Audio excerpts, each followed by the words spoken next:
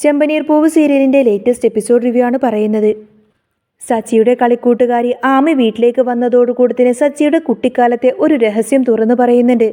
പണ്ട് സ്കൂളിൽ പഠിക്കുന്ന സമയത്ത് സച്ചിയുടെ ജ്യേഷ്ഠനായ സുധിയാണ് ഹെഡ് മാസ്റ്ററെ കല്ലെറിഞ്ഞ് പരിക്കേൽപ്പിച്ചതെന്നും അത് അദ്ദേഹത്തിൻ്റെ മരണത്തിന് കാരണമായെന്നും ആമി വെളിപ്പെടുത്തുന്നു.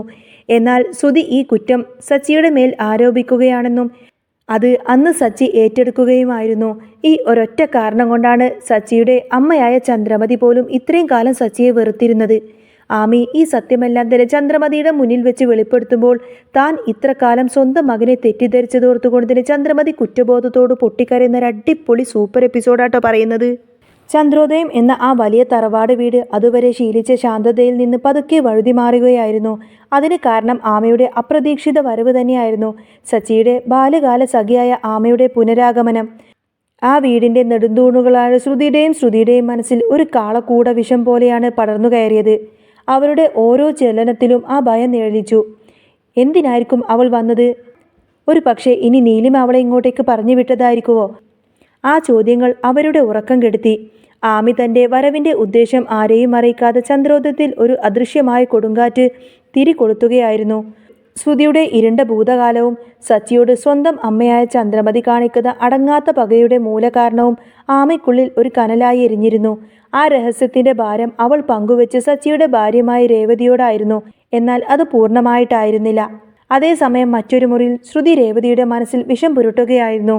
വീൽചെയറിൽ ഒതുങ്ങിപ്പോയ രേവതിയുടെ നിസ്സഹായതയെ ശ്രുതി വാക്കുകളാൽ മുറിവേൽപ്പിച്ചു. എൻ്റെ രേവതി, നീ ഇങ്ങനെ സച്ചിയെ ആ ആമിയുടെ കൂടെ വിട്ടാൽ ശരിയാവില്ല. അവൾ അവനെയും കൊണ്ട് കാനഡയിലേക്ക് അങ്ങ് പറക്കും.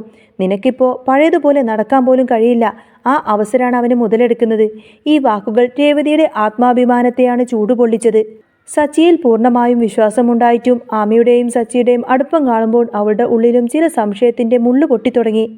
അതിനിടയിലാണ് സുധിയെയും ശ്രുതിയെയും തേടി നീലിമയുടെ ഫോൺ കോൾ വരുന്നത്. മറുതലക്കൽ നീലിമയുടെ ശബ്ദം ഭീഷണിയാൽ മുറുകിയിരുന്നു. സുധി, ആ 50 ലക്ഷം രൂപ ഇപ്പം തന്നെ എനിക്ക് കിട്ടണം. അല്ലെങ്കിൽ പിന്നെ ചന്ദ്രോദയത്തിൽ ഞാനൊരു ബോംബ് പൊട്ടിക്കും. നിന്റെ തനി നിറം നിന്റെ അച്ഛനും അമ്മയും അറിയും. ഒന്നുകിൽ ആ പണം ഇപ്പം തന്നെ നീ എനിക്ക് തരണം, അല്ലെങ്കിൽ പിന്നെ നിന്റെ പേരിലുള്ള ആ കട എനിക്ക് എഴുതി തരണം എന്നൊക്കെ പറയട്ടെ നീലിമ.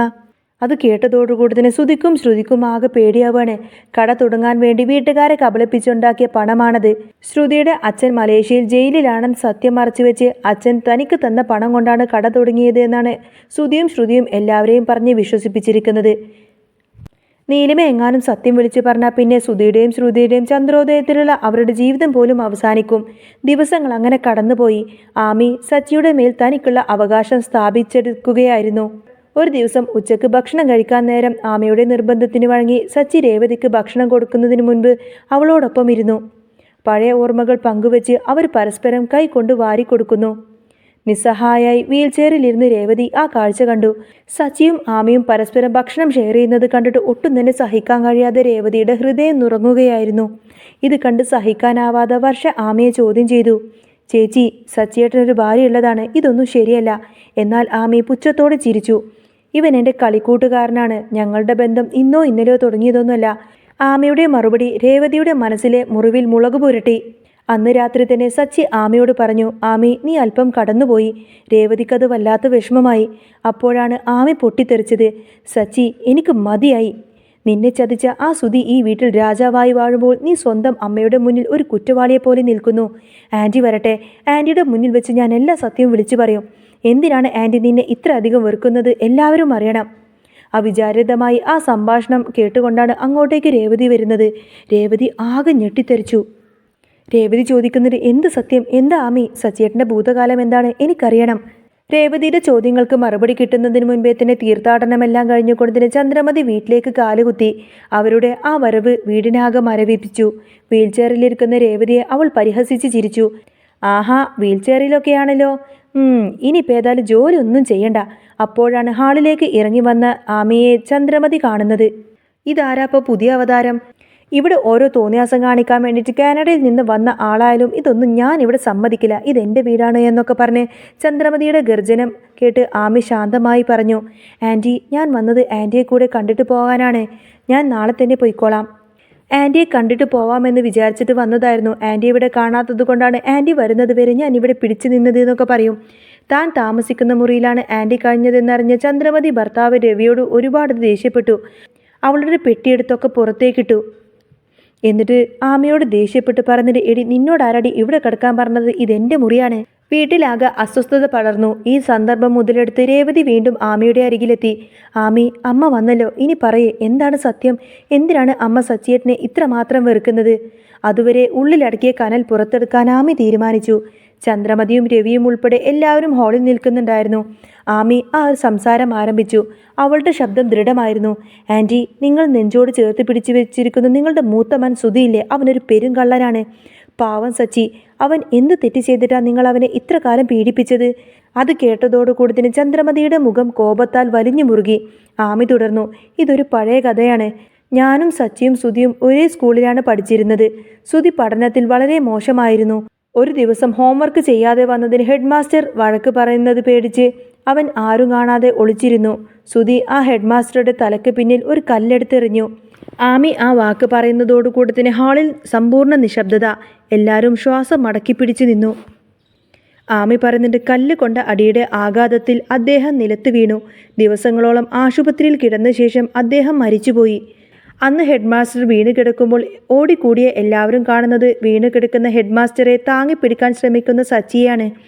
ആ അവസരം മുതലെടുത്ത് ആ പെരുങ്കള്ളൻ സുധി എല്ലാവരോടും വിളിച്ചു പറഞ്ഞു, സച്ചിയാണ് ഈ തെറ്റ് ചെയ്തതെന്ന്.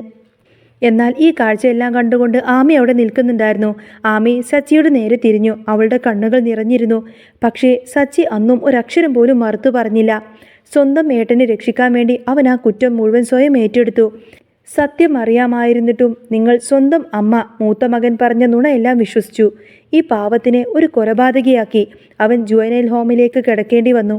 ആ പേരുദോഷം പേറി സ്വന്തം വീട്ടുകാരുടെ സ്നേഹം കിട്ടാതെ അവൻ അനുഭവിച്ച വേദനയ്ക്ക് കണക്കുണ്ടോ? ആമി ചന്ദ്രമതിയുടെ മുഖത്തേക്ക് നോക്കി അലറി. ഇതിനെല്ലാം സാക്ഷിയാണ് ഞാൻ. ഇനിയും എനിക്കത് മിണ്ടാതിരിക്കാൻ കഴിയില്ല. അന്ന് സച്ചിയല്ല, മറിച്ച് സുധിയാണ് ഈ തെറ്റ് ചെയ്തത് എന്ന കാര്യം ഞാൻ അപ്പോൾ തന്നെ എല്ലാവരോടും വിളിച്ചു പറഞ്ഞിരുന്നു. പക്ഷേ ഞാൻ അന്നൊരു കുട്ടിയല്ലേ, എൻ്റെ വാക്ക് ആരും നിന്നെ കേട്ടിരുന്നില്ല. ഞാൻ എൻ്റെ കണ്ണുകൊണ്ട് കണ്ട ദൃശ്യങ്ങളാണത്. ആമി പറയുന്ന വാക്കെല്ലാം കേട്ടിട്ട് ഒട്ടും തന്നെ വിശ്വസിക്കാൻ കഴിയാതെ ചന്ദ്രമതി ഇങ്ങനെ തറഞ്ഞു നിൽക്കുകയാണ്. അവരുടെ ശരീരം വിറകൊണ്ടു. അവർ ആമയുടെ നേരെ കൈ ചൂണ്ടി, സത്യമാണോ നീ ഈ പറയുന്നത്? അതെ ആൻറ്റി, സംശയമുണ്ടെങ്കിൽ നിങ്ങളുടെ മകനോട് തന്നെ ചോദിച്ചു നോക്ക്. ചന്ദ്രമതി തൻ്റെ ഭർത്താവായ രവിയെ നേരെ തിരിഞ്ഞു. രവിയേട്ടാ, ഇവൾ എന്തൊക്കെയാണ് ഈ പറയുന്നത്? ആ സമയത്തിന് രവി മൗനം പ്രാപിച്ച് ആ സത്യത്തെ ഉറപ്പിച്ചു. അതേ ചന്ദ്രേ, സത്യമാണ്. നിന്റെ ദേഷ്യം കാരണം ഞാൻ നിന്നോട് ഇതൊന്നും പറയാതിരുന്നതാണ്. അന്ന് നീ ഒരുപാട് സ്നേഹിക്കുന്ന നിന്റെ സുധി ഇങ്ങനൊരു തെറ്റ് ചെയ്തു എന്നറിഞ്ഞാൽ നീ ഒരിക്കലും അത് താങ്ങില്ല എന്ന് ഓർത്തുകൊണ്ട് മാത്രമാണ് സച്ചി ആ കുറ്റം ഏറ്റെടുത്തത്. ഈ കാര്യം എനിക്കറിയാമായിരുന്നു. അച്ചമ്മക്കും ഈ കാര്യം അറിയാമായിരുന്നു. സച്ചിയല്ല, അന്ന് സുധിയാണ് ആ വലിയ തെറ്റ് ചെയ്തത് എന്ന് പറയട്ടോ രവീന്ദ്രൻ.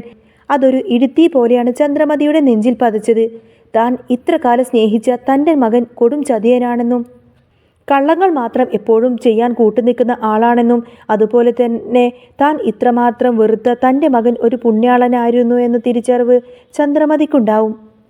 സ്വന്തം മകനോട് താൻ ഇത്ര കാലമായിട്ട് ചെയ്തു കൂട്ടിയ ക്രൂരതകളുടെ ഭാരം താങ്ങാനാവാതെ എൻ്റെ സച്ചി എന്നൊക്കെ പറഞ്ഞ് അലറിക്കൊണ്ട് ചന്ദ്രമതി ഭർത്താവിൻ്റെ കൈകളിലേക്ക് ബോധം മാറ്റി വീഴാണ്.